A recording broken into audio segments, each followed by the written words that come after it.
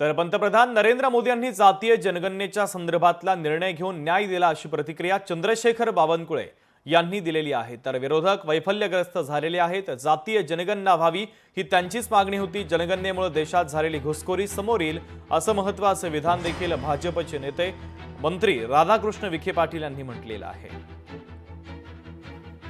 समाज आहे त्या प्रत्येक समाजातला कमजोर व्यक्ती शोधणे आणि तो जातनिहाय जनगणनेच्या याच्यामध्ये आणून सामाजिक समता निर्माण करण्याचं काम माननीय प्रधानमंत्री मोदीजींनी केलं। सुवर्ण अक्षराने लिहिला जाईल।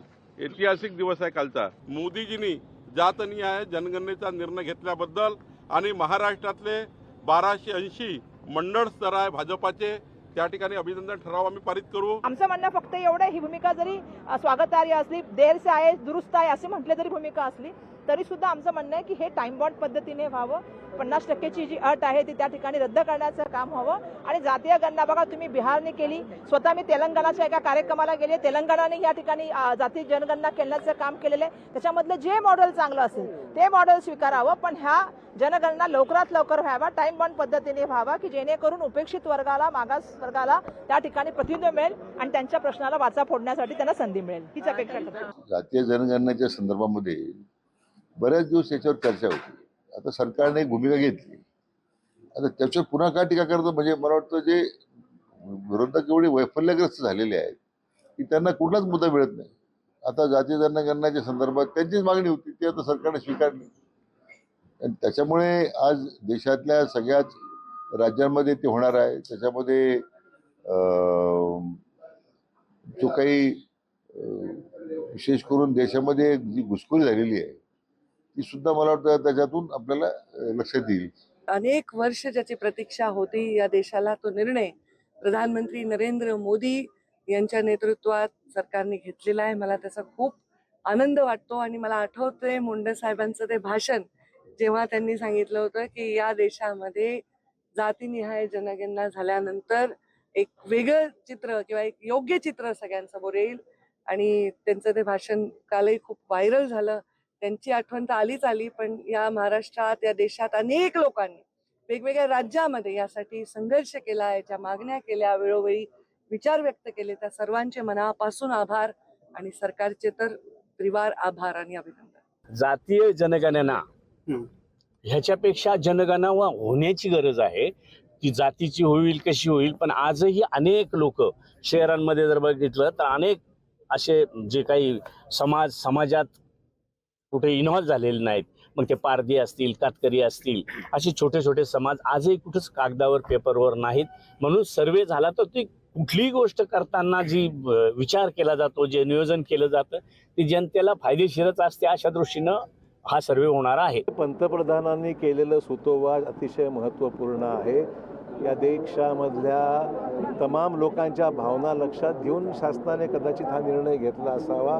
शासनाच्या विविध योजना या लोकांपर्यंत पोहोचवण्याकरता एक योग्य मार्ग राहील या हिशोबाने तो निर्णय घेतल्याची माझी माहिती आहे। आणि त्यात गैर काय आहे? जर निर्णय घेतला असेल शासनाने तो विचारपूर्वक घेतला असेल आणि काही गैर असं वाटत नाही मला। सारी कमेटियों ने देश में सर्वे करने के बाद मुसलमानों के हालात ऐसे बताए थे कि जिन इलाके मुसलमान हैं वहाँ पानी भी कम डालते हैं, वहाँ इलेक्ट्रिक सप्लाई भी कम होती है, सरकारी नौकरी में 2% से 3% हालात बहुत खराब है। कई कई जगहों पर दलितों से भी ज्यादा खराब मुसलमानों की है, उनको रिजर्वेशन नहीं दिया जा रहा जो मांग की जा रही है। तो मैं समझता हूँ अब अगर ये होगी ना, ये जातीय जनगणना होगी तो सबको हिस्सेदारी मिलेगी, तो मैं इसका बहुत स्वागत करता हूँ। आपल्या भारताचे लोकप्रिय प्रधानमंत्री आदरणीय नरेंद्र मोदी साहेबांनी हा क्रांतिकारी निर्णय त्या ठिकाणी केलेला आहे। आपण सर्वांनी त्याचं स्वागत केलेलं आहे आणि त्या आकडेवारीनुसार येणाऱ्या काळामध्ये त्या ठिकाणी मला वाटतं की न्याय देऊन समाजाच्या मुख्य प्रवाहामध्ये आणण्याचं काम केलेलं आहे। आम्ही कॅबिनेट बैठक घेऊन जातनिहाय जनगणना मान्य केली असं ज्या ठिकाणी म्हटलं जात आहे, मी याला कुठेतरी असं मानतोय की जम्मू आणि काश्मीर, पहलगामामध्ये जे झालेलं घटना आहेत त्याला डिफ्यूज करण्यासाठी केलेली ही घोषणा आहे।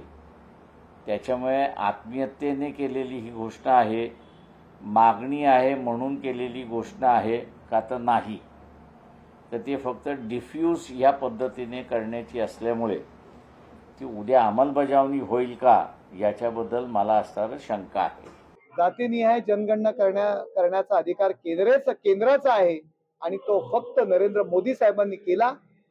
केवळ काँग्रेसने याचं राजकारण केलं, निर्णय घेतला नाही आणि ही निर्णय घेण्याची क्षमता नरेंद्र मोदी साहेबांवरती आहे आणि शेवटच्या घटकापर्यंत या जातीनिहाय जनगणनेचा खऱ्या अर्थाने उपयोग होणार आहे. खरं तर अगोदरच आपणच म्हणायचं जातीनिहाय गणना होत नाही, पण आता असं म्हणणं चुकीचं आहे. खूप चांगला एक ऐतिहासिक निर्णय केंद्र सरकारने घेतलेला आहे. आदरणीय मोदी साहेब, शहासाहेब यांचं आणि आपले सगळ्यांचंच, आपल्या राज्यातील सगळे मुख्यमंत्री, दोन्ही उपमुख्यमंत्री या सगळ्यांचं जेवढं आभार मानत, कारण ह्या सगळ्यांचा खूप मोठा रेटा शासनाचा होता की ते लवकरात करावी आणि ती जातीय गणना होती. त्याचा निश्चित त्याच्यामुळं सर्व समाजाला एक चांगल्या प्रकारे त्याची गणना होऊन एक चांगला भविष्य काळामध्ये त्याचा फायदा सर्व ज्या जातीत त्यांना निश्चित प्रकारे होईल. लोकशाही मराठी ऐका, पहा, जागरूक रहा.